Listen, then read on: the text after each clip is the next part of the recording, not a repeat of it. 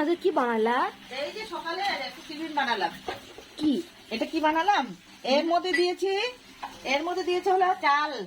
হ্যাঁ, হ্যাঁ। একটু আতপ চাল, গোবিন্দভোগ আতপ চাল নিয়েছি, আলু নিয়েছি, আর কারি পাতা, ধনিয়া পাতা, আর কাঁচা লঙ্কা, দই দিয়ে হ্যাঁ। এটাকে একটু বেকিং পাউডার দিয়ে তারপরে ফেটে ভালো করে তারপরে ভেজেছি। দেখো কি চুনো নরম তুলতুলে, দেখো কি সুন্দর হয়েছে। দেখো দেখো, এই দেখো দেখো বন্ধুরা, এই যে ভেজেছি, এটা এখন সার্ভ করবো।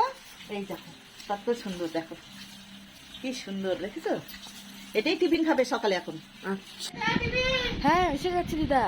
এই দেখো, ও এটা সবজি দিয়ে মিক্সার কানে পিষে হ্যাঁ। চাল আর এর সাথে দেখো আলুর মধ্যে বেশি ভাগ আলু আছে।